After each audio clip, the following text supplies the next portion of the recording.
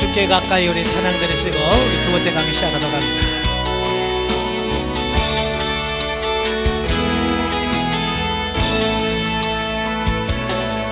주께 가까이 날 이끄소서. 간절히 주님만을 원합니다. 채워주소서. 주의 사랑을 진정한 찬양 드릴 수 있도록 주께 가까이 날 이끄소서. 간절히 주님만을 원합니다. 채워주소서. 주의 사랑을 진정한 찬양 드릴 수 있도록 목마른 나의 영혼 주를 부르니 나의 맘 만져 주소서. 주님만을 원합니다. 더 원합니다.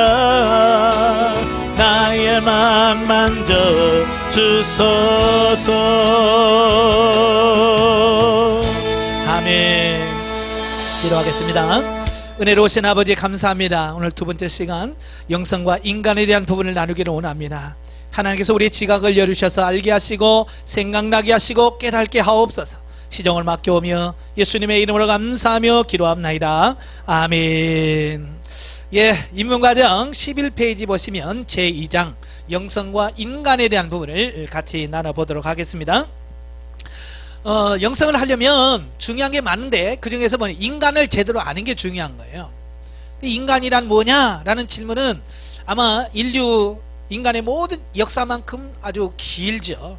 거기서 종교가 나오게 되고 그 인간이란 뭐냐, 사람이란 뭐냐에서 철학이 나오게 되고 모든 것이 거기서부터 출발한다라고 하는 거예요. 그래서 그만큼 인간은 자기 자신, 인간이 누구냐라고 하는 부분을 알기를 참 원한다는 겁니다. 특별히 영성 훈련을 통해서 그 영성을 덧입기 위해서는 먼저 인간을 좀 알아야 되는데요. 칼빈이 그의 저서인 기독교 강요에서 이런 말을 해요. 하나님에 관한 지식과 인간에 관한 지식은 어느 편이 먼저일지 알 수 없을 정도로 깊이 연관되어 있다라고 말합니다. 그러니까 하나님을 제대로 알려면 뭘 알아야 되냐면 인간을 알아야 돼. 또 인간을 알려면 하나님을 제대로 알아야 돼. 그러니까 어느 한 편을 모르면 제대로 모른다는 얘기예요.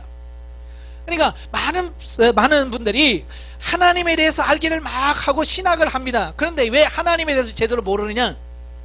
인간에 대한 이해를 제대로 못하면, 그죠? 인간에 대한 이해를 못하면 하나님에 대한 이해가 잘 안 되는 거예요. 그래서 우리는 인간에 대한 이해와 하나님에 대한 이해가 같이 간다는 걸 우리가 기억하시면 좋겠고요. 또 그런데 인간 스스로 힘으로 인간이 뭐냐 이걸 알아간다는 것도 쉽지 않아요. 이제 앞으로 여러분들이 한 번씩 읽어봐야 될 책이 있어요. 닐 앤더슨이 쓴 그의 저서 내가 누구인지 이제 알았습니다 라는 책이 있어요. 그 책을 읽어보면 당신은 누구입니까? 라는 질문을 통해서 우리들에게 알려주고 있어요. 만약에 여러분 어떤 사람이 당신에게 당신 누구요? 라고 말하면 여러분 뭐라고 대답하겠어요? 제일 먼저 저는 권대한입니다 라고 이름을 댈 거예요. 그러니까 닐 앤더슨이 바로 그 얘기를 하고 있는 거예요. 당신이 누구입니까? 라는 질문에 닐 앤더슨입니다 라고 대답할 거예요. 우리가 생각은 똑같아요. 그러니까 뭐라 아니요, 그것은 당신의 이름입니다. 당신은 누굽니까? 나는 신학 교수입니다. 그건 당신의 직업입니다. 나 미국 사람입니다. 그건 당신 국적이죠. 저는 침례교인인데요. 그건 당신 교파죠. 쟤는 키가 173이고 몸무게가 68kg입니다. 그러나 나의 신체 조건이나 외모가 역시 나는 아니라는 거예요. 왜 이런 질문을 하냐면 보통 사람들이 내가 누구냐라고 할 때 보여지고 만져지고 얘를 나라고 생각한다 그 말이에요. 그죠? 그래서 아까도 질문한 것처럼 당신 누구요? 그러면 저는 권대안이고요. 예? 장로교 합동측 목사고요. 뭐 이런 거, 자녀는 몇 있고요. 누구의 아내이고요. 뭐 이런 얘기를 할까? 이건 뭐냐? 표면적인 이야기, 진짜 나는 아니란 말이에요. 진짜 나는 누구일까? 진짜 나는 누구일까? 바로 이제 이 질문이 들어가야 돼요. 자, 우리는 보통 자신의 이름이나 직업 또는 신체 외모가 자신이라고 생각하며 살아왔다. 이것은 단지 바울이 말하는 것처럼 육체대로 자신을 아는 것뿐이래. 육체만 아는 거예요. 그건 인간은 진짜 자신인 영의 존재를 발견하기 전과 또 자신을 하나님의 유형과 비교해 전에는 자신의 존재 자체나 자신의 비참한 상태를 알 수가 없다라는 거예요. 그러니까 우리가 결국은 뭐냐, 진짜 내가 얘가 아니라는 거예요. 눈에 보이는 얘가 아니고 내 안에 있는 영이 진짜 나라는 사실이에요. 근데 대부분의 사람들은 영에 대해서 관심 없어요. 신앙생활 하면서도 어디에 관심이 있냐, 보여지는 얘에다가 관심을 많이 갖추는 거예요. 자, 정말 우리 인간이 누구냐, 내가 진짜 어떤 모습이냐는 것은 우리 사람끼리 비교해 가지고는 이게 알 수가 없어요. 만약에 사람끼리 비교해 보면 뭐요? 당신 키 몇이야? 170? 나는 180이야. 나보다 작네? 이거밖에 안 되잖아요. 어디 학교 나왔어? 뭐 이런 거, 고향이 어디야? 뭐 이런 거밖에 비교 안 되잖아요. 그래서 정말 나를 알려면 이 사람과 비교해 가지고는 결과적으로는 너보다 내가 낫네, 뭐 이거밖에 안 돼요. 근데 하나님 앞에 서보면 진짜 내가 누구인지 안다. 그래서 종교 계획자들은 코람데오라는 말을 썼어요. 하나님 앞에서. 하나님 앞에서라는 말을 썼어요. 또 토마스 아퀴나스는 신 앞에선 단독자라는 표현을 썼어요. 신 앞에선 단독자는 뭐냐, 하나님 앞에 1대1로 서봐야 된다는 거예요. 하나님과 내가 1대1로 서봐야 진짜 내가 누구인지 안다. 그러기 전에는 내가 누구인지 우리는 알 수 없다라고 말하는 거예요. 그래서 저와 여러분들도 이제 하나님 앞에서 진짜 내가 누구인지를 물어보십시오. 하나님 앞에 진짜 내가 누구입니까? 그때 내 영이 하나님 앞에 서봤을 때 비로소 내 참모습을 보게 되어지는, 자, 이 부분을 보게 되어집니다. 자, 영성훈련에서 인간론을 다루는 이유는 가장 중요하기 때문이다. 교회가 점점 세속화되어져 가면서 성도들은 내적 변화에는 관심이 없고 자신도 모르는 사이에 본질보다는 비본질을 추구하게 되었으며 자기 만족에 빠져 영적 침체를 맞고 있다. 맞죠? 예. 그러나 성경적 인간론을 바르게 정립하고 나면 성도들의 삶의 태도가 달라질 거다. 예, 자기를 몰라서 그런데 자기를 알면 우리가 그렇게 살아야 되는 존재구나 라고 인식을 하면 바뀌게 돼 있다 그 말이. 왜냐하면 하나님이 원하는 삶을 알게 되면 영성 형성을 위해 자신의 삶을 집중할 수 있기 때문이다. 그러니까 몰라서 못 사는 거지, 알면 살 수 있다는 얘기예요. 자, 그래서 인간을 알려면 첫째 신학적 인간을 이해를 할 줄 알아야 돼. 신학적이에요. 신학적으로 인간을 어떻게 보느냐, 이제 인간의 구조에 대한 여러 가지 이야기들이 많이 있어요. 자, 인간은 가장 출발점이 창세기 2장 7절입니다. 여호와 하나님이 땅의 흙으로 사람을 지으시고 생기를 그 코에 불어넣으시니 사람이 생명이 되니라. 이게 하나님이 우리 인간을 창조하실 때 그 구조에 대한 말씀을 합니다. 재료가 뭐냐, 우리 몸, 이 겉으로 보이는 얘는 뭐라고 돼 있어요? 땅의 흙으로 돼 있다. 땅의 흙이라고 하는 말은 아다마라고 하는 말이에요. 아다마라는 말은 땅에 굴러다니는 먼지라는 얘기예요. 그러니까 우리 인간의 원래 이 가치는 그 티끌 먼지예요. 그러니까 하나님 없는 육신은 아무런 가치가 없는 거예요. 하나님이 우리와 함께 있고 내 영이 있기 때문에 우리가 천하보다도 귀한 존재지, 영이 없는 존재는 우리는 아무 쓸모가 없어요. 예. 자, 그리고 흙으로 사람을 만드시고 생기를 그 코에 불어넣으셨다. 여기서 말하는 생기는 르하흐를 말합니다. 르하흐, 호흡, 바람 뭐 이런 뜻을 가지고 있는 그 말인데요. 자, 이 르하흐, 이 생기는 뭘 말할까요? 바로 영을 말합니다. 하나님께서 우리 속에 영을 불어넣으신 거예요. 영을 불어넣으니까 사람이 드디어 살아있는 생명체, 생명, 살아있는 존재, 살아있는 생명체, 레페시, 하야, 이게 됐다 그 말이에요. 그러니까 우리 인간은 흙으로 만든 육체와 하나님이 불어넣은 영이 만나야 뭐가 돼요? 살아있는 존재가 된다 그 말이에요. 예, 그래서 이 영이 우리 몸에서 떠나면 죽었다라고 표현하는 거예요.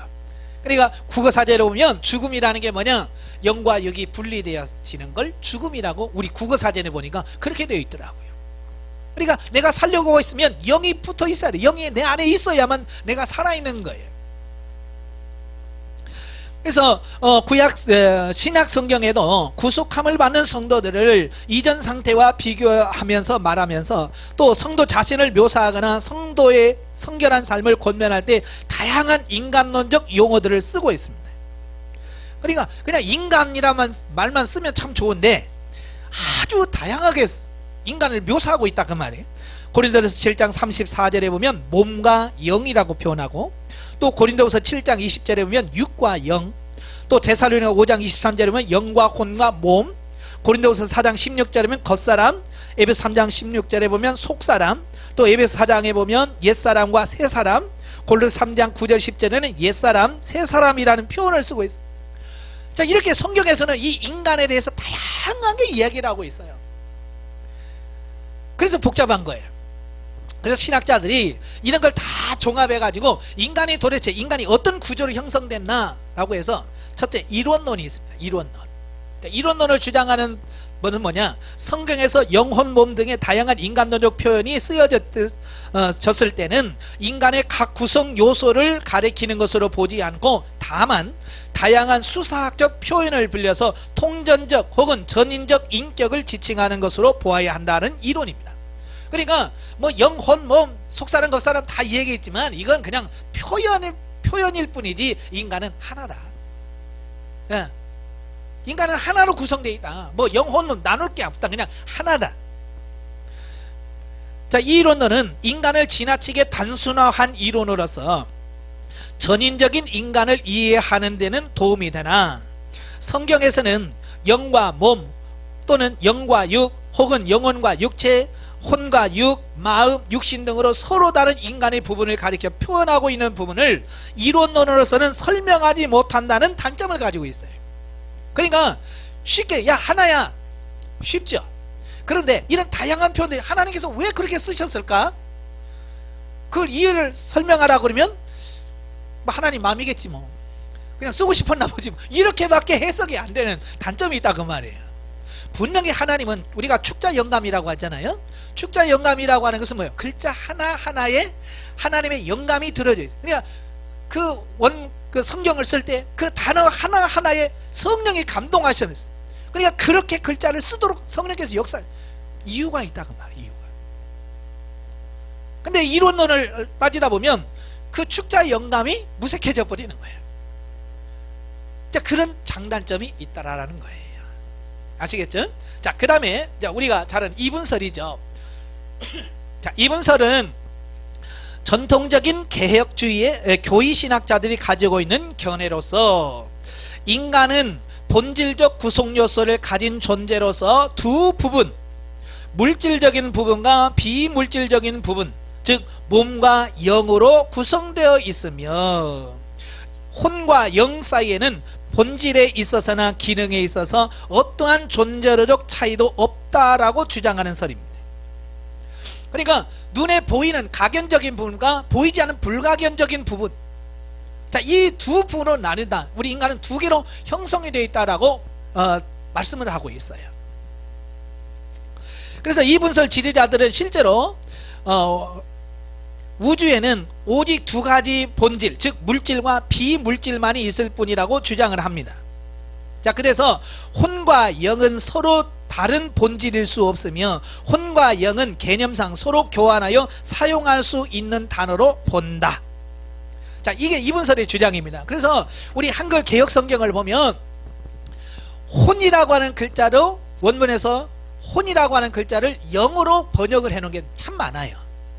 그래서 우리가 성경 읽다 보면 이 영과 영이라고 써졌는데 분명 영혼이라고 써졌는데 원문에 보면 혼이라고 되어 있는 게 너무 많은 거예요. 예, 우리가 잘 아는 것처럼 영혼이 잘된 같이 범사가 잘 되고 그렇게 우리는 영혼으로 알잖아요. 근데 원문에 보면 혼으로 되어 있거든요. 왜 그럴까?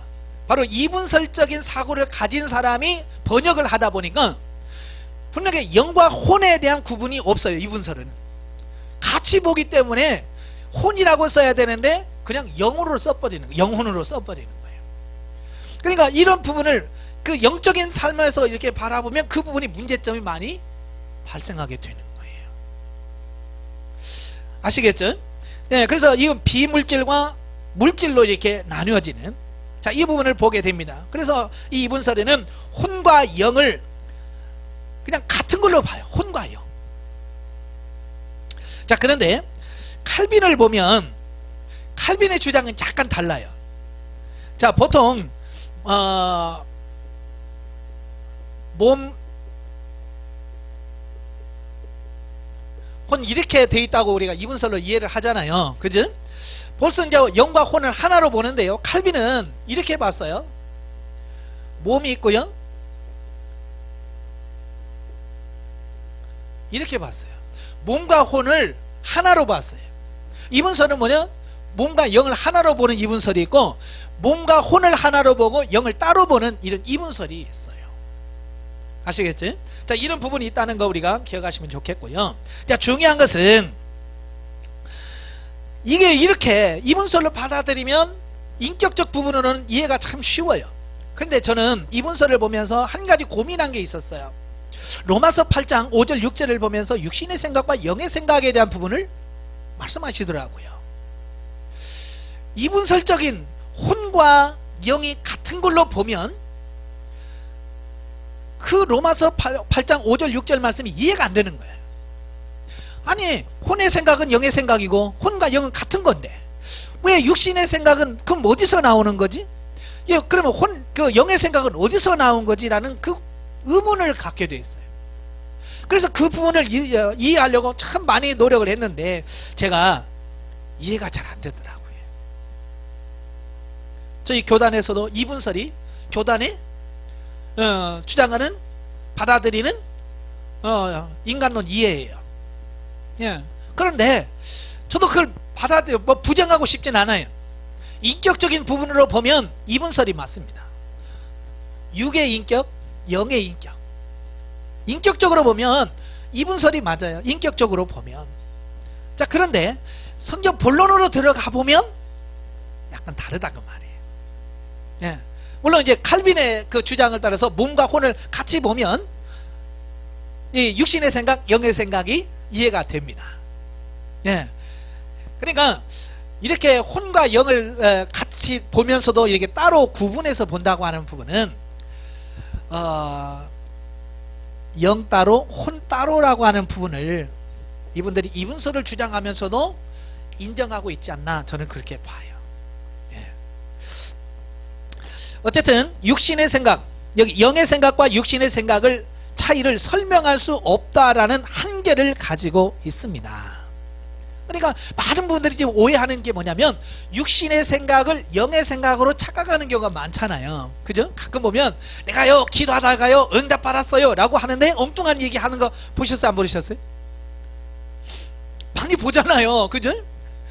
자기는 기도하면서 받았대. 근데 성경적이지도 않고 엉뚱한 얘기를 한단 말이에요. 자, 그게 뭐냐? 기도하면서도 이 육신의 생각을 따를 때가 많다 그 말이에요. 그러니까 육신의 생각과 영의 생각을 구분하지 못하면 우리가 많은 사람들이 기도하면서 말씀대로 산다고 하면서도 육신의 생각을 따라 사는 실수를 범하게 된다. 그 뭐 평신도들만 그렇습니까? 아니에요. 목회자도 역시 마찬가지예요. 그 속에서 살아가고 있는 우리 모습을 보는 거예요. 자, 그래서 이제 3분설을 보겠습니다. 이 견해는 하나님과의 깊은 교제를 추구하였던 여러 영향력이 있는 성경 연구가들과 경건운동의 지도자들이 즐겨 따른 견해로서 인간의 본질적 구성 요소를 가진 존재로서 영과 혼과 몸으로 구성되어 있다고 보는 견해입니다. 자, 3분설은 2분설과 달리 혼과 영을 독립된 별개의 실체로 본다는 차이예요. 그러니까 2분설에는 혼을 영으로 보든지 아니면 몸으로 보든지 이렇게 보는데, 그게 아니라 따로 별개로 보는 이런 부분이 있다라고 하는 거예요. 이들은 종종 세상에 관한 의식을 전달하는 것은 몸이고, 자의식을 전달하는 것은 혼이며, 신에 대한 의식을 전달하는 것은 영이라고 주장을 합니다.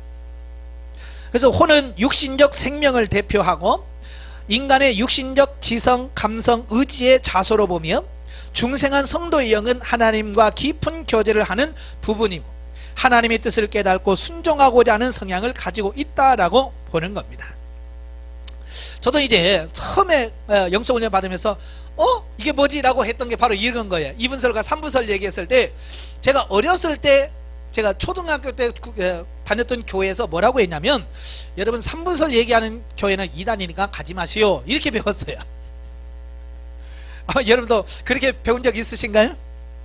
예, 주일학교 때 여러분 3분설 얘기하는 데는 이단이다, 가지 마라, 그렇게 배웠어요. 그래서 저도 3분설 얘기만 하면 저도 가는 이런 뭐랄까요, 자동적으로 이건 이단, 이런 게 나와요. 그러니까 처음에 저도 이 3분설 얘기하니까 이거 이단 아니야? 라고 생각했던 부분입니다.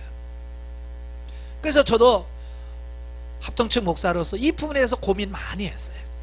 예. 왜? 공식적인 교단의 주장은 2분설인데 이 영성회에서는 3분설을 이야기하고 있기 때문에 이걸 과연 어떻게 이야기할 것이냐.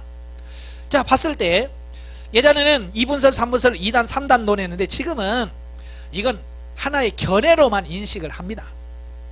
예, 견해로 이야기하지 뭐 3분설 주장한다고 2단이고 뭐 1분설 주장한다고 맞고 2분설 맞다고 정토, 뭐 그런 건 아니에요. 그냥 단지 성경을 통해서 인간의 구조를 보는 견해 차이다 라고 인식을 할 수 있습니다. 만약에 3분설 하면 교제 뭐 2단이다 그러면 지금 뭐 3분설 주장하는 교단이 얼마나 많아요. 그죠? 순복음, 감리교, 성결교, 이런 사람들 다 2단입니까? 그럴 수 없잖아요. 그죠? 단지 인간을 바라보는 견해의 차이라고 하는 것 뿐이죠. 그래서 저도 이 영성훈련 하다 보니까 이 3분설적으로 이해하는 것이 아까도 말한 로마서 8장을 이해하는데, 또 앞으로 영의 생각, 육의 생각, 영, 육, 혼 뭐 이런 부분들을 다룰 때 이해하기가 가장 편하고 전달하기 쉽고 또 그게 맞더라 그 말이에요. 이건 견해가 다를 수 있어도 이 부분은 좀 양해를 하시기를 바랍니다. 자, 그래서 이 3분설적인 부분을 한번 살펴보면,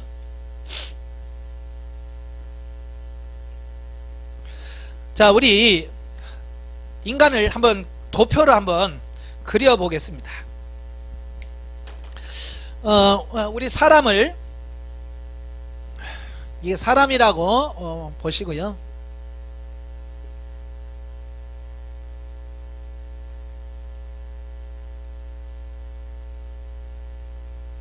자, 이게 사람이라고 보십시다. 자, 여기에 영, 혼, 몸이라고 이렇게 되었을 때, 자, 영은 무슨 작용을 한다고 그랬죠?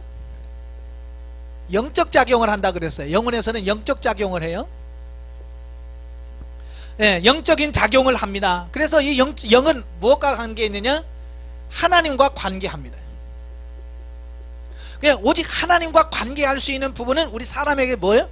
영만이 하나님과 교제할 수 있는 부분이에요. 그래서 아까 하나님께서 왜 우리에게 코에 생기, 영을 불어넣으셔서 영적 존재로 만드시길 원하셨냐면 바로 이거예요. 교제하기 위한.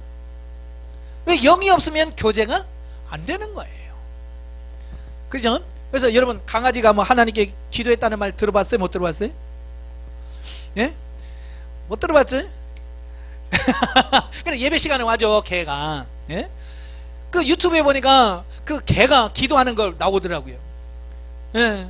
그 밥 먹으면서 먹이를 주면 손을 이렇게 딱 먹어 엥 하고 기도하는 모양을 하고, 예, 그러면 먹이 하나 먹고 그러더라고요. 그렇다고 해서 개가 하나님께 기도합니까?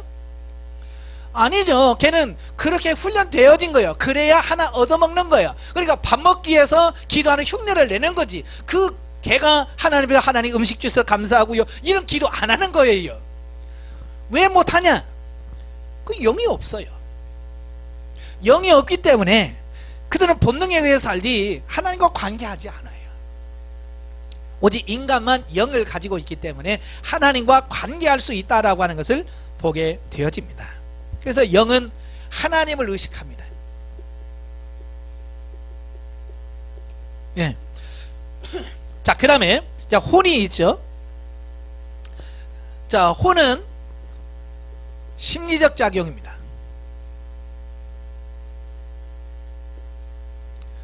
예, 심리적인 작용을 해요. 그래서 이걸 하나님과 작용한다면 이건 사람과 작용을 하죠. 사람과 관계를 맺습니다. 혼을 통해서 사람과의 관계를 맺어요.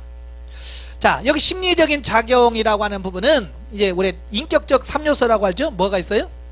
지, 정, 의가 있어요. 이 지정의는 어디 소속이냐면 혼의 소속입니다. 네. 그래서 우리가 어떤 것을 배우고 공부하고 지식을 습득하는 거, 그 다음에 또 감정, 내가 지금 화났어, 나 좋아 라고 느끼는 감정, 또 어떤 것을 결정하고 행할 수 있는 의지, 이 모든 것이 어디서 나오냐면 혼에서 나오는 겁니다. 아시겠죠? 자, 그리고 이제 몸은 생리적 작용을 합니다. 생리적인 작용을 해요. 배고프면 먹고 마시고 이런 작용들을 해요. 그래서 이건 환경과 관계를 맺습니다. 환경. 예, 좋으냐 나쁘냐 뭐 이런 것들만 관계를 하고요. 자,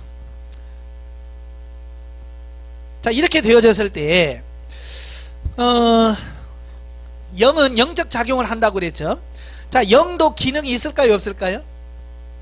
예? 영도 기능이 있어요. 작용이 있습니다. 나중에 이제 본격적으로 들어가면 영 안에도 인격이 있고요. 영 안에도 지정의가 다 있고요. 다 있습니다. 예. 근데 특히 이제 영의 기능 중에 3가지가 있는데 뭐냐면 양심, 영교, 직관이라고 하는 3기능이 있어요. 양심이라고 하는 게 뭐냐? 옳고 그름을 분별할 수 있는 어떤 기능을 말해요. 이게 영에서 나오는 기능을 말합니다. 예, 영에서 이건 나쁘다, 이건 하나님 뜻이다 아니다, 이걸 누가 판명하느냐? 영이 어떤 것을 딱 보는 순간에 결정을 해요. 그래서 여기서 전달을 시켜주는 거죠. 예, 그래서 나는 옳다고 하는데 양심에서 자꾸 아니라고 할 때 있어요 없어요?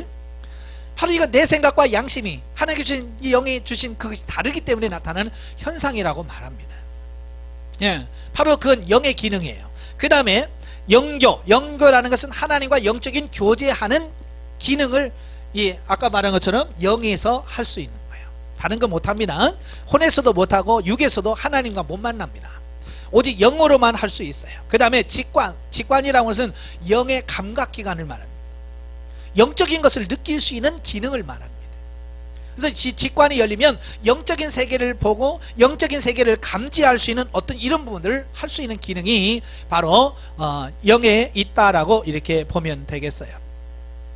자, 이렇게 하나님께서 우리 인간을 이렇게 3부분으로 나누었고요. 하나님께서 주신 선물이 또 하나가 있어요. 자유의지라고 하는 거예요. 자유의지라고 하는 것은 뭐냐면 스스로 자기가 결정하고 판단할 수 있는 그런 기능을 우리 인간에게만 주셨어요. 왜 주셨을까요? 예?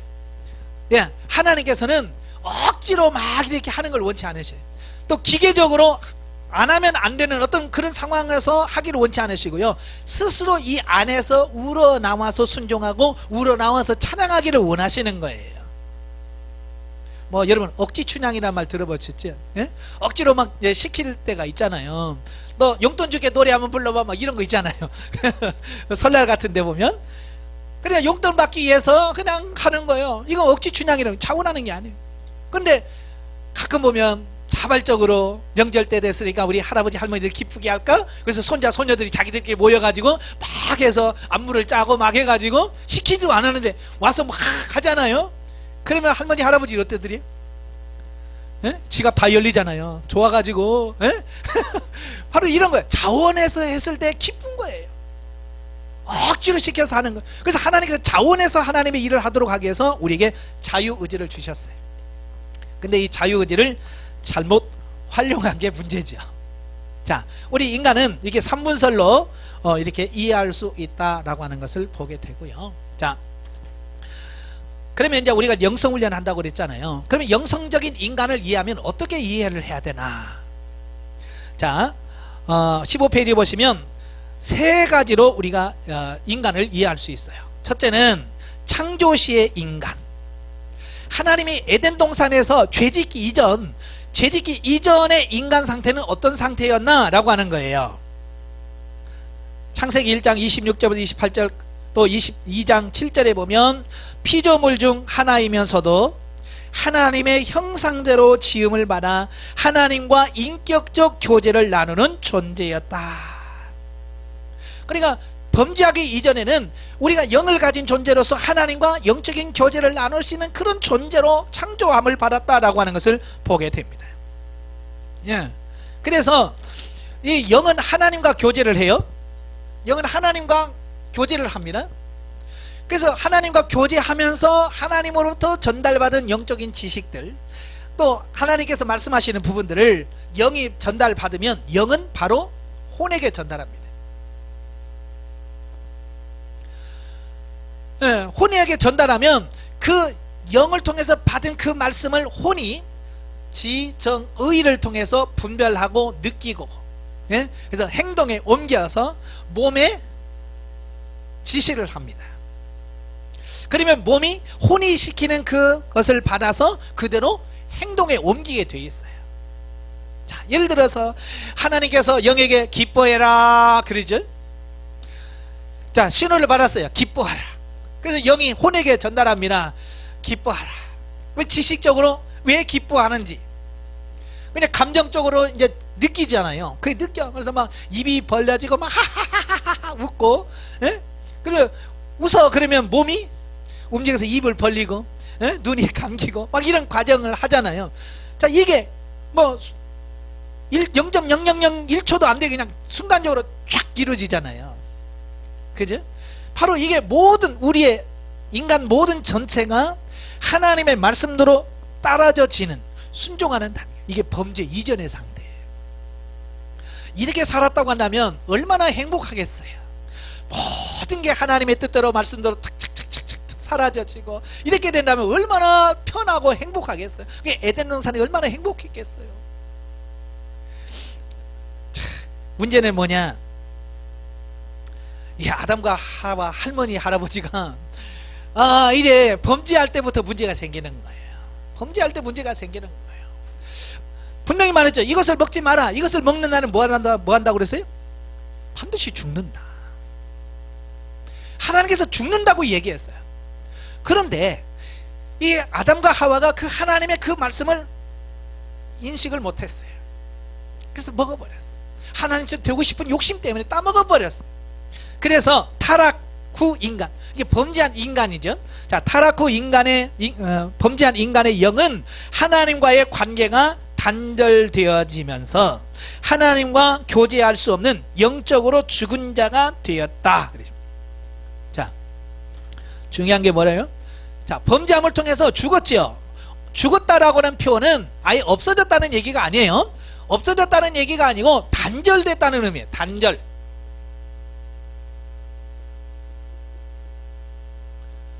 예, 영은 하나님과 관계가 있을 때에 그 영이 실제로 존재하고 자기 자신의 기능을 제대로 발휘할 수 있는데 이 하나님과 관계가 단절돼 버린 거예요. 그러니까 영은 있지만 영의 기능을 못하는 거예요. 자, 비유적으로 설명하면 이런 거예요.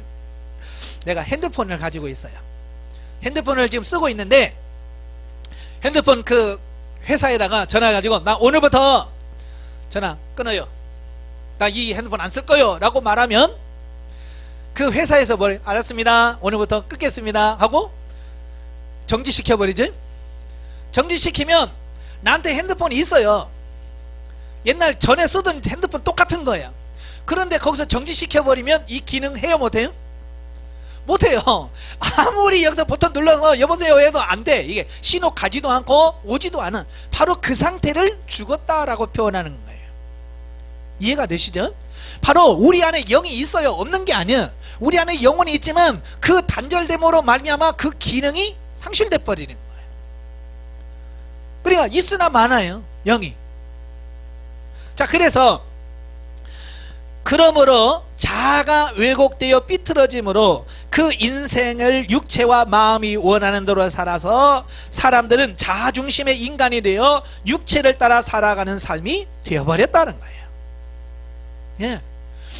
그러니까 이 영이 죽으니까 영이 예전에는 주인이 됐잖아요. 영이 주인이 돼서 혼에 지시하고 혼은 이걸 받아서 순종하는 어떤 이런 상태였는데 영이 그 기능을 상실해 버리니까 어때요? 혼과 몸이 자기가 주인 행세를 하게 되는 거예요. 영이 제 기능을 못하니까 혼이 제 주인의 역할을 하는 거예요. 그래서 몸과 마음이 원하는 대로 살아. 예, 에베소서 2장 3절이죠. 우리가 육체의 욕심을 따라 지내며 마음에 원하는 것을 하여 다른 이들과 같이 본질상 진노의 자녀였더니 그랬죠. 예. 그래서 혼이 좋아하는 대로 해요. 그러면서 경험되어지면서 이제 우리 중심이 뭐가 되냐? 자아 중심이 돼버리는 거예요. 자아가 혼과 마음이 중심이 되면서 살아가면서 자아가 나의 삶의 중심의 자리에 딱 와버리는 거예요. 그 전에는 하나님 중심이었죠. 그래서 하나님이 시키시면 하나님 말씀대로 살았는데 이제는 자아가 중심이 됐어요. 그래서 이제 자기가 원하는 대로 자기가 마음대로 살고 싶어 하는 대로 산다 그 말이에요. 예. 그래서 이 인간은 결론은 뭐라고 그랬어요? 에베소 2장 3절에 진노의 자녀. 진노의 자녀의 결과는 뭐겠어요?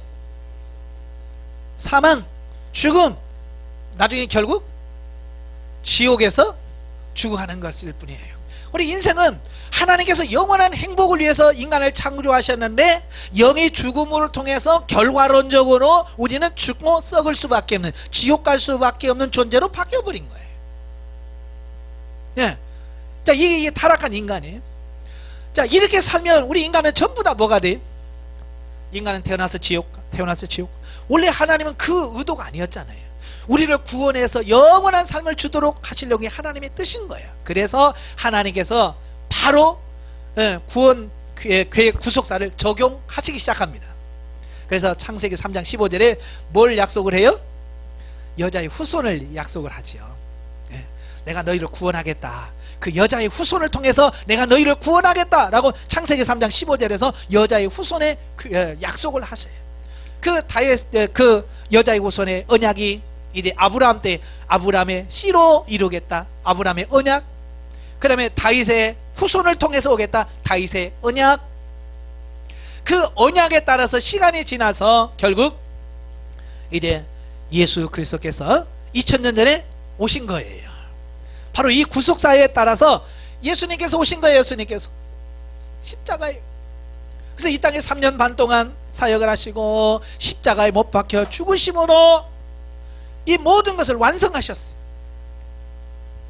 아시겠죠? 그래서 우리의 모든 죄 문제를 다 해결하셨어요. 그래서 이 몸과 마음이 원하는 삶을 하나님께서 정지를 시키셨어요. 그리고 죽었던 영혼을 살리시는 거예요. 이걸 성령이 오순절 오셔서 단절되어진 삶을 다시 연결시켰어요. 하나님과 연결시키는 걸 뭐요? 연결된 것을 뭐라고 그래요? 중생 거듭남. 이걸 중생했다 거듭났다라고 하는 거예요. 그러니까 하나님과 단절되었던 영혼을 다시 하나님과 연결시켜주는 거. 아까 말한 것처럼 핸드폰 이거 오늘부터 안 쓰니까 끊으세요. 정지시켰다가 필요하면 다시 연결시켜주세요 하면 어떻게 돼요? 다시 옛날의 기능이 회복이 되어지는 것처럼 바로 죽었던 영이 중생을 통해서 다시 하나님과 연결되어진 거야. 그래서 다시 우리가 하나님을 바라보고 하나님을 위해서 살아갈 수 있는 존재로 바뀌게 됐다는 거예요. 그게 구원 이후의 인간입니다. 자, 구원 이후의 성도는 영혼은 거듭나 구원되고 육체는 은사를 받음으로 권능을 입고 자아가 그리스도의 십자가의 죽음을 통하여 죽게 되고 새로워진 자아를 가진 새 사람으로 살아가게 되는 것이다 그랬어요. 자, 그래서 예수 그리스도가 십자가를 못 박혀 죽으시고 성령이 연결되어 우리가 죽었던 영혼이 살아날 때 그때 죽는 게 뭐예요? 옛자. 이 자아 중심 있잖아요. 이 자아가 죽어지는 거예요. 옛사람이 죽어지고 이제 중생하면서 새 자아가 형성이 되는 거예요. 아시겠죠? 새 자아, 새 사람이 되었느니라. 바로 이제는 새 사람이 중심이 되어 새 자아가 거듭난 영이 중심이 되어서 우리의 삶을 이끌어가는 그런 삶이 되어지더라 라고 하는 것을 보게 되어집니다. 자, 16페이지 보시면 그러므로 우리 안에 영적 새 자아가 자라나고 온전한 자아로 성숙해지므로 진리 가운데 살아가게 될 때 궁극적으로 모든 것이 생명적인 삶이 되는 것이다. 로마서 8장 13절에서 너희가 육신대로 살면 반드시 죽을 것이로되 영으로서 몸의 행실을 죽이면 살리니, 이 말씀은 아주 심각한 것이다. 예, 분명히 말씀하죠. 아까 영이 죽었을 때 혼과 몸이 원하는 대로 살면 반드시 진노의 자녀가 되어서 결과는 사망이에요. 자, 그러나 영으로서 몸의 행실을 죽이면 이 혼과 몸으로 중심에 살아가던 삶을 배제하고 영 중심, 다시 말하면 변화된 새 자아 중심으로 살면 산다. 자, 이걸 로마서에서 사도 바울이 말씀해주고 있는 거예요. 자, 그러면서 고린도후서 4장 16절 말씀에서 겉사람은 후패하나 속은 날로 새롭되다 라고 말하면서 나중에 고린도서 5장 1절부터 5절에서 몸의 죽음을 이 장막직이 무너지면이라고 말하면서 고린도후서 5장 2절 4절에 우리가 탄식하는 것은 복고자 함이 아니요 오직 덧입고자 함이라 곧 죽고 썩을 것이 생명에 삼킨 바 되게 하려 함이라 라고 말씀합니다. 성령 안에서 영을 쫓아 살면 죽고 썩을 것이 생명에게 삼킨 바 된다는 것이다. 그러므로 우리는 인간론을 바르게 인식해야 합니다. 자, 여기서 이제 중요한 것을 한번 보겠습니다. 이렇게 분명히 예수 그리스도와 성령의 사역을 통해서 우리가 거듭나고 중생을 했어요. 우리가 하나님의 자녀가 되었어요. 근데 문제는 뭐냐면 이렇게 거듭나고 중생해서 신앙적으로 하는 우리가 정말 하나님의 말씀대로 100% 살고 있느냐라고 하는 거예요. 100% 살고 있어요? 못 살고 있어요? 못 살고 있는 거예요. 참 이게 이제 문제예요. 분명히 성경에서는 옛사람이 죽고 새사람이 되었고 우리는 변화 새사람이 되었다라고 말하는데 여전히 우리의 삶을 보면 여전히 뭐요? 죄 가운데 살고 있고 여전히 육신에 지고 있는 거예요. 제가 이게 의문이 안 되는 거예요. 도대체 이게 왜 그렇습니까 하나님? 정말 변화됐다면 기능이 회복이 되어진다면 이게 바로 하나님 말씀도 뜻대로 사라져야 되잖아요. 근데 왜 우리는 못 삽니까? 하나님께 질문하면서 기도하고 있을 때 성령께서 저에게 깨닫게 하시는 부분이 있었어요. 그게 하나의 비유예요. 비유로 자, 이스마엘과 이삭의 비유를 저에게 말씀하셨어요. 자, 이삭이 하나님의 후손이냐 이스마엘이 하나님의 약속의 자녀냐 저게 묻더라고요. 이삭이 하나님의 자녀죠. 그런데 이삭이 젖될 때에 아브라함이 잔치를 벌이죠. 잔치를 벌리니까 이스마엘이 어떻게 했어요? 예? 예전에 희롱했다 그랬잖아요. 이스마엘이 이제 젖될 때 2살 3살 된 그 이삭을 이렇게 데리고 한쪽으로 데려갑니다. 데려가가지고 쥐어 박는 거예요. 왜 쥐어 박을까요? 얘만 없으면 모든 게 자기 거잖아요. 그죠? 이삭만 태어나지 않았으면 그 아브라함 자기 아버지의 모든 것이 다 자기 건데 이삭이 태어나고 보니까 뭐요? 자기는 누구말로 개털이야. 이제 없어. 자기 건 없는 거야. 모든 게 다 이삭한테 가지 자기한테 돌아오는 없는 거예요. 그러니까 얼마나 이스마엘의 입장에서는 억울하겠어요. 이것만 태어나지 않으면 내가 이게 다 내 건데. 그러니까 그 분노가 좀 알만하니까 데려다 놓고 쥐어 박은 거예요. 그냥 누구한테 걸렸어요? 사라한테 딱 걸렸네. 사라한테 딱 걸려가지고 쫓아내라. 그래서 구박했다가 쫓겨남을 당하잖아요. 그 부분을 말씀해 주시는 거예요. 자, 이삭이 약속의 자녀고 그 아버지의 모든 것을 다 받는 후손인데 왜 이스마엘에게 얻어쳐졌을까? 왜 얻어쳐졌죠? 어려서, 어리다는 말이에요. 이제 고린도전서 3장 1절에 보면 사도 바울이 우리 인간을 말하면서 뭐라고 그래요? 내가 너에게 신령한 자들과 대할 수 없어서 어린아이, 육신에 속한 자같이 너희 젖이나 먹여야 되겠다, 이 말을 하잖아요. 바로 어린아이라는 얘기. 어린아이, 쉽게 말하면 이런 거예요. 내가 거듭났어요. 중생했습니다. 우리 사람으로 보면 중생해서 거듭나서 몇 살로 태어날까요? 예? 예, 우리나라는 태어나자마자 1살 줍니다. 그냥 우리나라식으로 합시다. 자, 영어로 거듭났어요. 중생했어요. 몇 살이에요? 1살. 1살. 이제 간단하게 응애 태어났어요. 자, 그런데 내가 응애하고 태어났어요. 그런데 그때 육은 몇 살일까요? 예, 사람마다 다르겠죠. 언제 거듭나냐가 달라지겠죠. 저는 기저귀 차고 교회 다녔지만 제가 인격적으로 주님 만나고 내가 경험하고 내가 중생했구나 경험할 때가 제가 20살 때예요.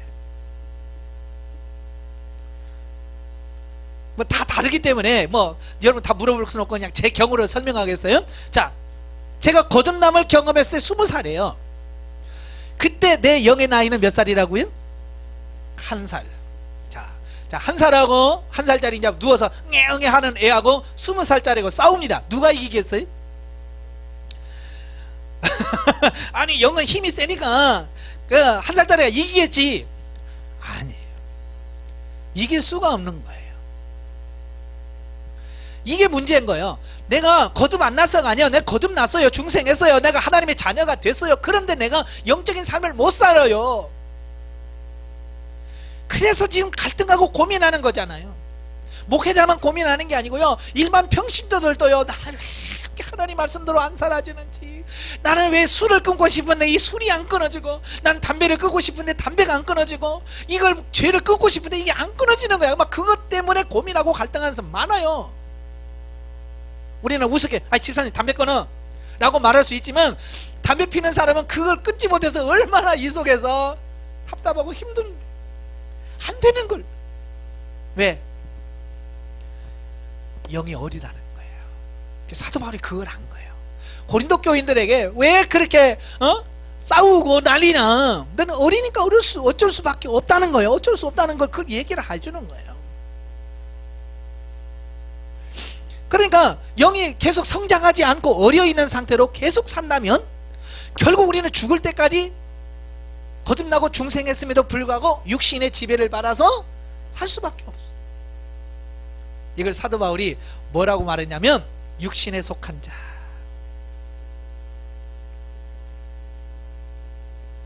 이걸 육신에 속한 자라고 얘기를 해요.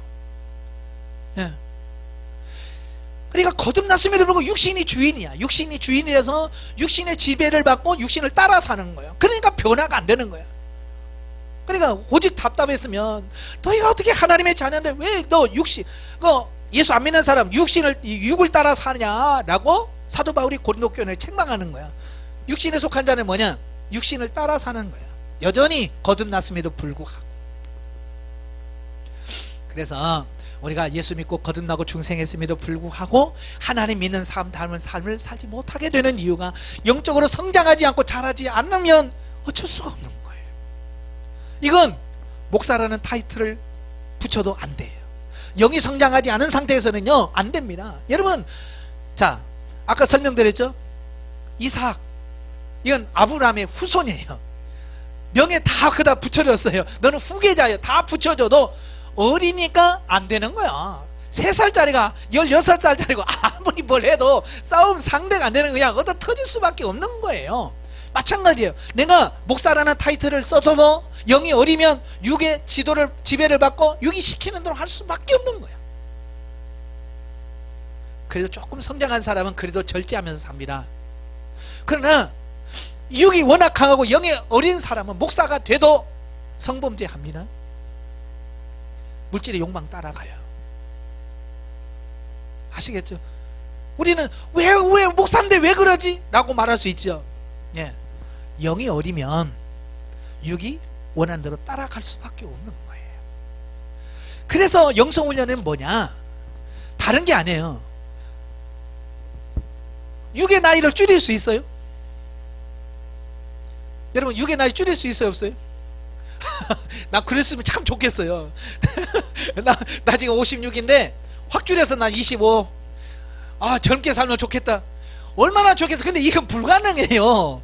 이건 내가 할 수가 없는 거예요. 물론 하나님께서 강권적인 능력으로 너 25살로 돌아가, 그러면 내가 돌아갈 수 있겠지만 하나님도 그렇게 안 하시잖아요.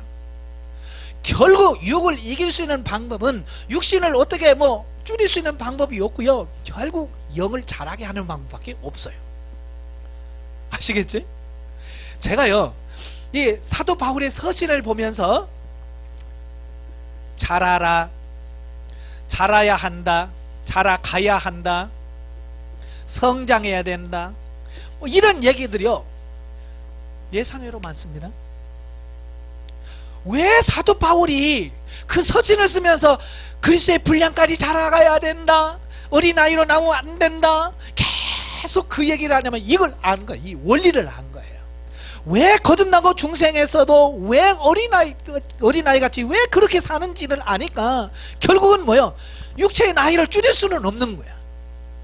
이걸 다시 한 살로 더 가. 그래서 육신 한 살로 돌아갈 수는 없는 거예요. 대신 하나님께서 할 수 있는 방법은 뭐냐? 영을 성장시키는 거예요.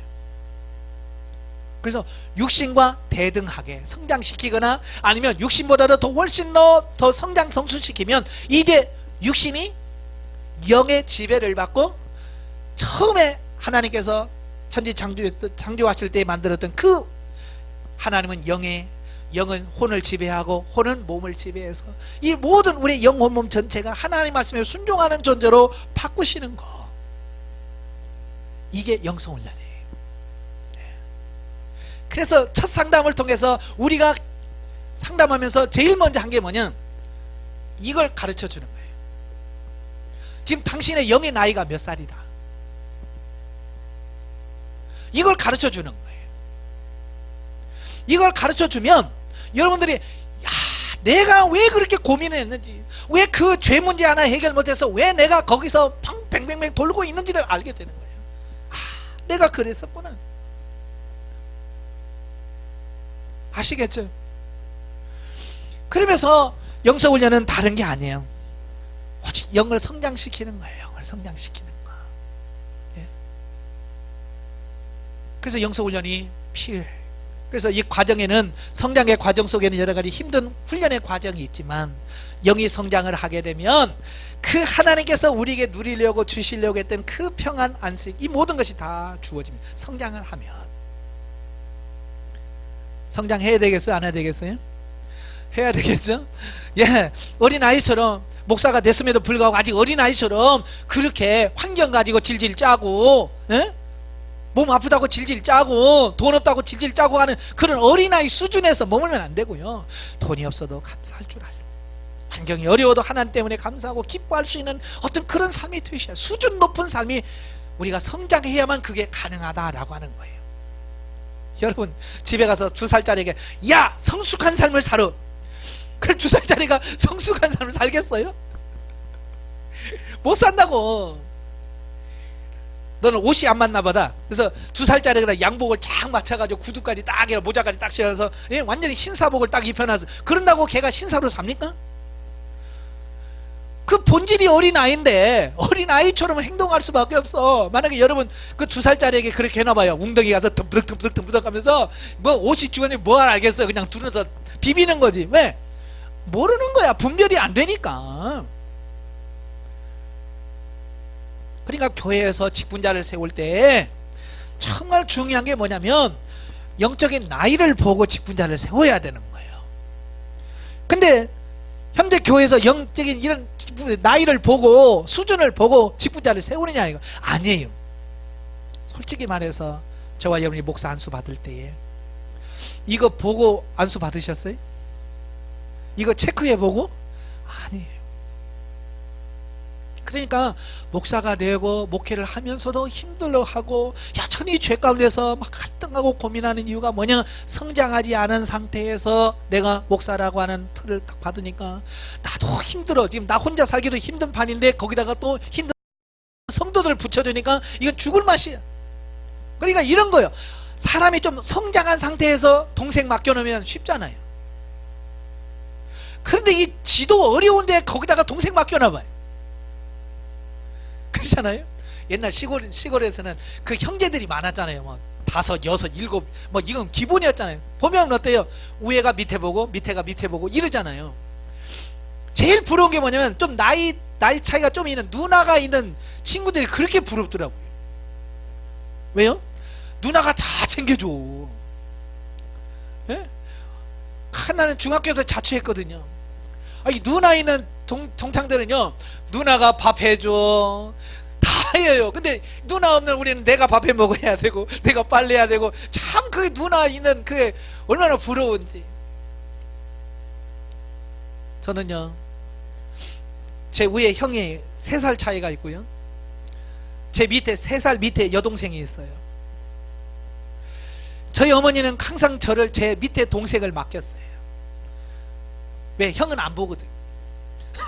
그러니까 저보고 항상 얘 봐라.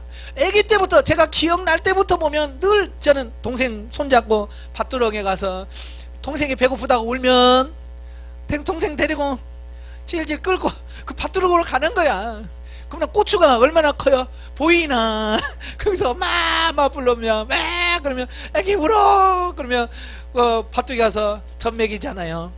젖 먹이면 또 그 안 오겠다는 걸 또 끌고 집에 와서 집에서 놀다가, 얼마나 나도 지금 애기인데, 그죠? 나도 4살 5살 나도 애기야. 나도 애기인데 동생 애기를 보니 얼마나 힘들어요. 지금 많은 목회자들이 그러고 있어요.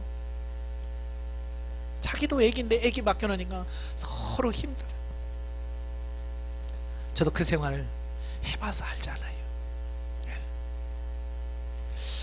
그래서 영성훈련을 통해서 이게 성장이 되면 이게 쉽더라고 말이에요. 예. 그래서 저는 어렸을 때 제 동생을 봤고요, 이제 초등학교 4학년 5학년 되니까 이제 조카가 생기더라고요. 조카. 큰형님이 결혼해서 조카를 하니까 이제 5학년쯤 되니까 애기 보는 게 쉽더라고요. 옛날에는 그 애기 하나 업으려면 나도 내 몸을 어떻게 못하겠는데 그 애기를 끌고 다니기 얼마나 힘들어요. 근데 5학년쯤 되니까 애기 업을 때 그냥 싹 업고 쉽게 업고 뭐 할 수도 있잖아요. 성장하니까 그게 가능해지는 거예요. 그러니까 목사님들이 내 영혼이 성장해야 자기에게 맡겨진 영혼들을 잘 양육할 수 있다. 문제는 성장하지 않은 상태에서 이걸 하려고 하니까 어렵고요. 그래서 성도들은 목사님들 보러 요구하는 게 많잖아요. 목사님 이것도 합시다, 저것도 합시다. 그런데 능력은 안 되고 그러니까 얼마나 답답하겠어요. 그래서 서로가 힘들죠. 자, 이런 부분을 우리가 잘 이해를 좀 하시고요. 왜 우리가 못 사는지, 그래서 왜 영성을 해야 되느냐, 영이 성장해야 되는 거예요. 그래서 영이 성장하기 위해서 기도하고, 영이 성장하기 위해서 성경 보고, 영이 성장하기 위해서 순종하고, 이런 과정들을 계속 하다 보면 어느 사이에 영이 성장을 합니다. 영이 성장을 해서 이제 육신의 성장과 이게 거의 동급이 되어졌을 때, 그때부터 이제 몸이 영에게 순복하는 삶이 이루어져요. 예, 순복하면 그때부터는 일이 쉬워요. 그러니까 순복하지 않을 때 너무 힘든 거예요. 저도 해봤잖아요. 예. 그러니까 이 영이 성장하지 않은 상태에서 야 기도하자 그러면요 몸이요 비비 꼬아지면서요 안 들어요. 말을 안 들어요. 근데 성장하고 보니까 몸이 말을 잘 들어요. 기도하자 그러면 가요. 그래서 같이 기도해주고. 자, 큰 3번째 보면 그리스도인의 영적 신분으로서 인간 이해. 자, 영성적 인간을 한마디로 말하면 변화된 신분에 맞는 삶을 합당하게 살아가는 것이다. 성경에서 새로워진 신자의 신분을 여러 가지 다양하게 비유적으로 표현하고 있다. 자, 6장에서 이 신분에 대한 부분을 자세히 설명할 거예요. 자, 먼저 그리스도의 신분은 예수님의 신분과 비교해보자. 예수님은 하나님의 독생자요, 우리는 하나님의 양자요. 예수님은 만왕의 왕이지만 우리는 그냥 왕입니다. 예수님은 참 성전이지만 우리의 몸은 하나님의 성전입니다. 또한 신령한 집이고요. 또 예수님은 대제사장인 반면에 우리는 제사장입니다. 예수님은 우리의 신랑인 반면에 우리는 예수님의 신부입니다. 그러므로 우리 그리스도인들은 우리가 어떤 존재인지 또 어떤 신분을 가지고 있는지를 잘 이해해야 한다라는 겁니다. 그러니까 성장을 하게 되면 결국 내 신분이 뭐지? 내 신분은 전부 다 하나님과 관계된 신분이거든요. 하나님의 자녀, 하나님의 자녀라는 신분이 있죠. 하나님 나라의 왕이라는 신분이 우리에게 주어져요. 그리고 하나님이 내 몸에 거하시는 성전입니다. 그 다음에 우리는 하나님의 제사장이에요. 그리고 그리스도의 신부라는 신분이 우리에게 주어집니다. 그래서 결과적으로 우리가 세상에서 어떤 부영화를 누리기 위한 것이 아니라 바로 이 5가지 신분에 걸맞는 삶을 살도록 하기 위해. 자, 여러분도 그러잖아요. 나이가 들어요. 나이가 들어서 결혼을 하게 되면 이제 신분이 바뀌잖아요. 그래서 누구누구의 남편으로, 또 자식을 낳으면 누구누구의 아버지로, 뭐 이런 신분으로 잘 살아지면 얼마나 행복합니까? 그죠? 예? 신분으로 걸맞는 삶을 살 때 우리는 행복합니다. 그런데 결혼했더니 남편은 구박하지, 시어머니는 계속 시집살이 시키지, 예? 막 신우들은 막 덤비지. 그러면 결혼생활이 원만하지 않죠. 그래서 행복하다고 하겠어요? 안 하죠. 마찬가지예요. 저와 여러분이 이 신분에 걸맞는 삶을 살아갔을 때 행복감을 느끼게 되어지는 것을 보게 돼요. 자, 마지막으로 인간의 영에 대한 이해. 신약 성경에서 특히 성도의 내면에서 영이 하나님의 깊은 뜻을 깨닫고 그 뜻을 행하고자 하는 욕구를 가지고 있으며 성령의 감화를 받아 새로워지고 강건해지게 되는 성향을 가지고 있다는 것을 증명하고 있다. 자, 이 영에 대한 이해가 상당히 참 부족하다는 것을 느껴요. 여러분, 영 하면 생각나는 게 뭐예요? 영 하면 생각나는 게 뭐예요? 별로 없지요? 왜냐하면 영에 대해서 별로 관심이 없었어요. 네. 그래서 영 하면 막연해요. 도대체 이게 뭐지? 근데 사도 바울은 뭐라고 말하냐면 영을 속사람이라고 표현해요. 속사람. 나중에 이제 다 이런 부분이 왜 속사람이라고 표현했을까? 네? 왜 속사람이라고 표현했지? 자, 그걸 이제 앞으로 이제 쭉 배워 갈 거예요. 예. 그래서 영을 어떤 분은 보니까 기다, 네, 기라고 해석을 해놨더라고요. 기. 여러분, 기가 뭐예요? 보이지 않지만 뭔가 영향력 끼치는 뭐가 있잖아요. 그죠? 그래서 뭐 맥반석에서 기가 나오고 막 그러잖아요. 기가 보여요, 안 보여요? 그냥 돌멩이야. 근데 거기서 뭐가 나오는데, 기가, 신비한 기가 나와서 뭐 하는데, 여러분, 영이 기입니까? 성경에서 기라고 표현하고 있지 않아요. 분명히 영은 어떤 하나의 형체를 가진 완전한 하나의 몸으로 비유하고 있어요. 그래서 고린도전서 15장에 보면 육의 몸이 있은즉 영의 몸도 있느니라 그러죠. 예, 영의 몸도 있다는 거예요. 완전 실체가 있다라고 하는 거예요. 근데 우리는 영에 대해서 너무 막연하게 생각하는 경우가 있어요.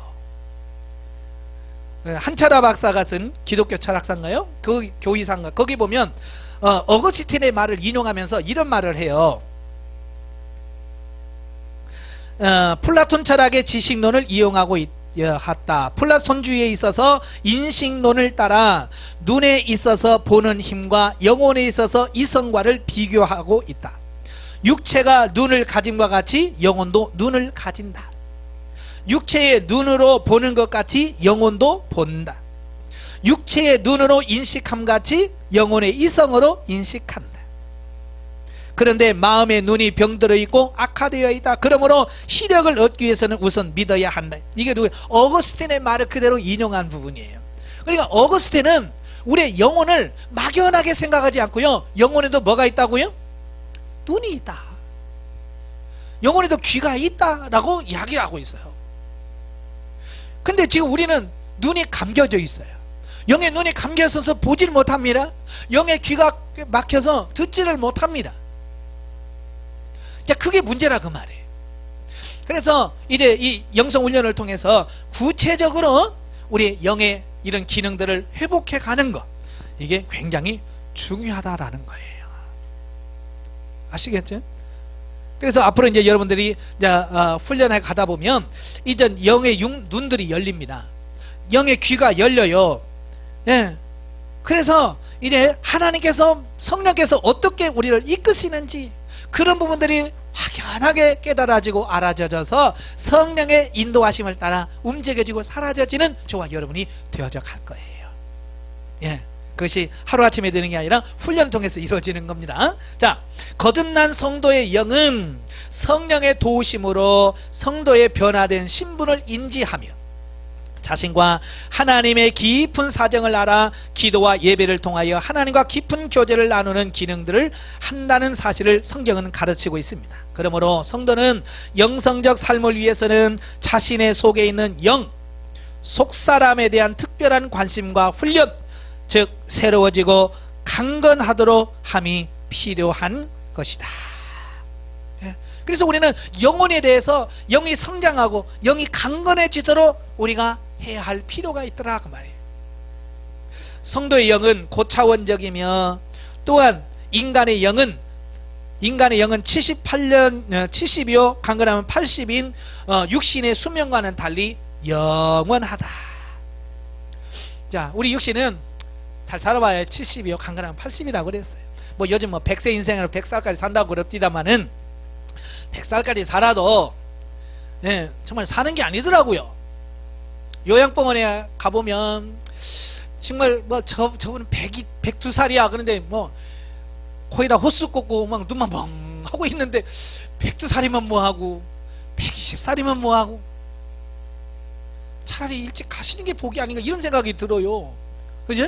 그러니까 오래 사는 게 복이 아니라 정말 하나님 앞에 어떻게 살았느냐, 이게 참 중요한 거예요. 누가복음 16장 19절에서 31절에 보면, 자, 부자는 육체가 죽어 음부에 있으면서 생전시에 육체처럼 보고 듣고 말하며 그 육신의 형제들에 대한 기억을 가지고 있으며 육신이 느끼는 것처럼 고통스러운 불의 뜨거움을 느끼고 있음을 발견한다. 그러니까 누가복음 16장 누가 하신 말씀이냐면 예수님께서 직접 하신 말씀이에요. 이걸 보면 영의 실체가 어떤지를 정확하게 가르쳐주는 부분이라고 말씀드릴 수 있어요. 그러니까 지옥에서 불구덩이 속에서 고통 중에 눈을 들어 천국을 딱 봤는데 누가 있어요? 아유, 자기 집에서 구걸하는 나사로가 있는 거예요, 거기에. 그러니까 이 부자가 아브라함이여 그 나사로를 보내어서 손끝에 혀를 물 한 방울 찍어서 내 혀를 서늘하게 해주세요 라고 말하죠. 자, 여기서 영이 어떤 존재인지를 알 수 있는, 그냥 기만 빠져나가서 간 게 아니라는 거예요. 분명히 자, 봤어요? 봤다면 뭐가 있다는 얘기예요? 눈이 있다는 얘기죠. 아브라함한테 말하죠. 아브라함이여 말했다는 말은 뭐가 있어요? 입이 있다는 얘기죠. 그 다음에 아브라함이 야, 너 못 가, 궁뎅이에서 못 가 라고 말을 듣는다면 귀가 있다는 얘기예요. 그리고 내가 목이 말라요, 내가 지금 고통받고 있습니다 라고 하는 걸 보면 뭐가 있다는 거예요? 감각이 있다는 거예요. 감각이.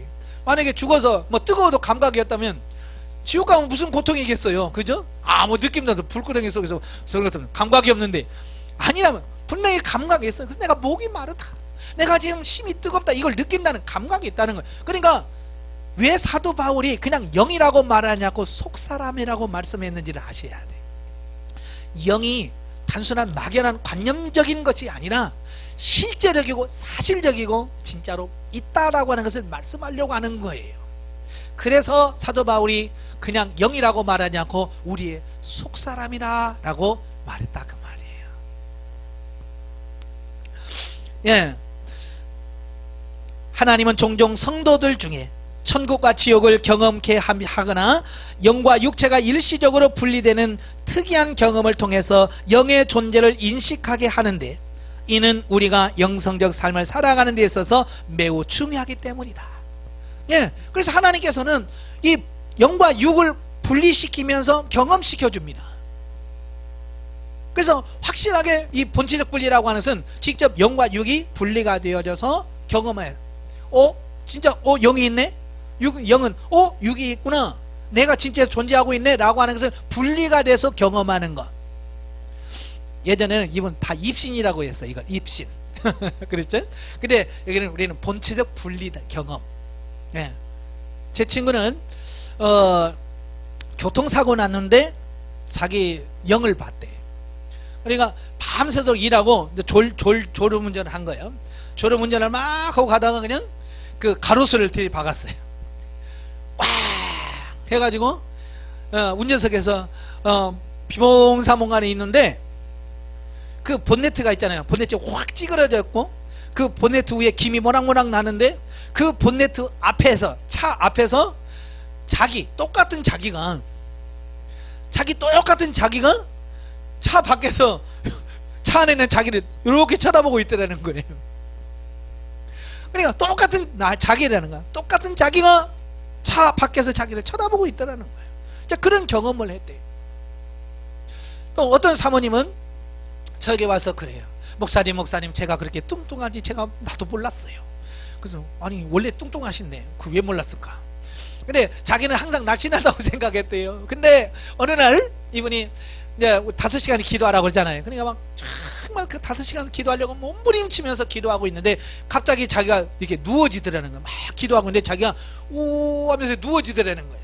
그래서 기도하다가 교회 바닥에 이렇게 누웠는데 자기는 지금 누워있는데 자기 몸 여기서 쑥 자기가 이렇게 천장으로 이렇게 올라가는 또 자기를 보는 거죠. 그러니까 몸은 누워있는데 영이 여기서 똑같은 자기가 이렇게 붕 떠서 3m까지 이렇게 올라가더래요. 네? 그래서 이 공중에 있는 영이 땅바닥에 누워있는 자기를 보면서 느낀 게 뭐냐, 와 크다 그랬대. 와 뚱뚱하다. 아니 다른 걸 좀 느끼지. 그러니까 다른 말 유체이탈이라고 하는 거예요. 유체이탈을 통해서 이걸 경험한 거예요. 그래서 자기가 뚱뚱하네. 그래서 목사님 내가 그렇게 진짜 뚱뚱한지 내가 이제 처음 알았어요 그러더래요. 예? 자, 그런 경험을 통해서 확실하게 내 안에 영과 육체가 있다라고 하는 것을 보게 돼. 저는 비슷한 경험이지만 제가 경험을 해봤어요. 제가 90년도에 90년 3월 2일입니다 날짜까지도 저는 기억을 하는데, 그때 제가 몸이 아파서 시골 교회에서 기도하고 하고 있을 때예요. 요양하면서 기도하면서 있을 때예요. 뭐 그때는 하루 종일 한 게 뭐예요? 기도하고 말씀 보는 것밖에 없어요. 뭐 다리가 아프니까 목발 찢고 뭐 할 게 뭐 있어? 아무것도 없지 뭐. 그래서 오직 기도하고 말씀밖에 한 적이 없어요. 근데 3월 2일 날 아침에 교회 새벽에 가서 새벽 기도하면서 기도를 하는데, 제가 기도하는데 제가 누워지는 것 같은 느낌이 있잖아요. 기도하면서 막 기도하고 있는데 제가 이렇게 누워지는 느낌을 받으면서 제가 제 몸에 빠져나오는 느낌을 받았어요. 그래서 막 영화에서 보면 그 막 어둠의 터널을 막 올라가는 막 빛속으로 막 올라가는 거 가끔 나오죠. 그와 비슷한 상황이 저한테 주어요. 내가 어딘가를 막 올라가는 느낌 있잖아요. 그 느낌을 받는 거예요. 근데 사도 바울이 말하는 것처럼 지금 내가 몸 안에 있는지 몸 밖에 있는지 나는 잘 모르겠어요. 근데 막 올라가는 그 느낌을 받는 그때 제가 딱 생각이 떠오르는 게 뭐냐면 이게 죽는 거구나. 죽는다는 게 이런 거구나. 육체에서 영이 분리되어서 하나님의 나라로 가면 나는 죽는구나. 그 생각이 파뜩 드는 거예요. 그 올라가는 막 올라가는 그 중에. 그때가 언제냐면 저희 결혼해서 1년 돼가지고 저희 큰딸이 태어난다고 하는 그 예정일이에요. 출산 예정일이에요. 3월 2일이. 그러니까 3월 2일 아직 나오지도 않았어요. 근데 내가 죽으면 돼, 안 돼요? 뱃속에 있는 애기는 어떻게 되고 그 아내는 어떻게 되나, 이게 그 짧은 순간에 혼에 팍 들어오는 거예요. 그래서 제가 막 올라가다가 안돼 그랬어요. 지금 같으면 오 할렐루야 하고 할 텐데, 그때는 아직 제 영도 성장하지 않은 채, 영에 대한 부분을 모른 채, 지금 뭐 영보다 지금 육신 그 뱃속에 있는 애기는 어떻게 되나 뭐 이런 걱정 때문에 그걸 포기해버린 거예요. 안돼 그러니까 훅 들어버리더라고요. 예. 그 경험을 한 거예요. 그래서 영혼의 존재가 확실히 있구나. 저는 그걸 깨닫게 돼요. 자, 이런 과정을 통해서 영의 존재를 실제로 인식을 해야 돼. 그래야 그 영이 실제로 존재한다는 걸 인식할 때에 그 영을 아까 말한 성장에 가는 데다가 올인할 수 있는 거예요. 모든 것을 거기다. 근데 영성훈련 받으면서도 이 영의 존재를 인식하지 못한 사람은요, 자꾸 어디다 초점을 맞추냐면요, 목사님 우리 남편은 언제나 바뀐대요. 예, 우리 아들은 언제나 바뀐대요. 뭐 이러고요. 또 목사님들은 우리 교회는 언제나 부흥된대요. 이런 거예요. 이 초점이 잘못 맞춰진 거예요. 이제는 우리가 초점 어디다 맞춰야 되느냐, 내 영혼의 성장 성숙에다 초점을 맞추셔야 돼.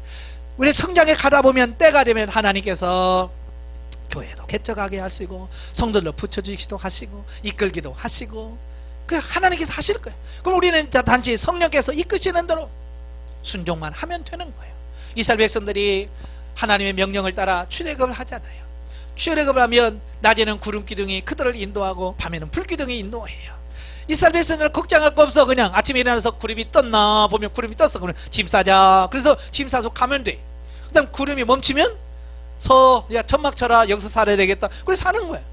이제 여러분이 그와 같이 성령의 지도 인도를 철저하게 받고 성령께서 내게 어떻게 하기를 원하시나, 지금 내게 뭘 하시기를 원하시지, 지금 내게 기도하기를 원하시나, 하나님이 내게 성경 보기를 원하시나, 지금 하나님께서 내게 어떻게 하기를 원하시지, 그걸 자꾸 하나님께 물어서 그 성령이 원하시는 그걸 하시기를 바래요. 이제 설교부터 하나님 어떻게 할까요?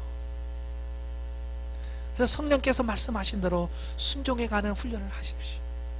그러면 여러분의 삶이 점점 성장해서 정말 예수 그리스도를 닮아가는 삶으로 바뀌어져가는 귀한 은혜의 축복이 있을 줄로 믿습니다. 기도하겠습니다. 은혜로우신 아버지 감사합니다. 하나님께서 우리 영혼 몸을 창조하시고 우리 영혼을 성장시켜서 정말로 에덴 동산에 처음 인간을 만드셨던 그 아름다운 모습, 하나님은 영에게 말씀하시고 영은 혼은 몸에게 전달함으로 우리의 전인격이 하나님의 말씀에 순종하는 삶으로 살기를 원하십니다. 그러나 우리는 아직도 영이 어려서 하나님께 영의 말씀에도 우리가 혼과 몸이 순종하지 못함으로 인하여 우리는 갈등하고 고민하고 있습니다. 주님, 우리 영이 성장해야 되겠습니다. 하나님 영을 성장시켜 주시고 성숙시켜 주셔서 하나님이 원하시는 삶을 살아드리는 우리 모두가 될 수 있도록 성령님 도와주시옵소서. 예수님의 이름으로 감사하며 기도합나이다. 아멘. 하나님께 영드립니다.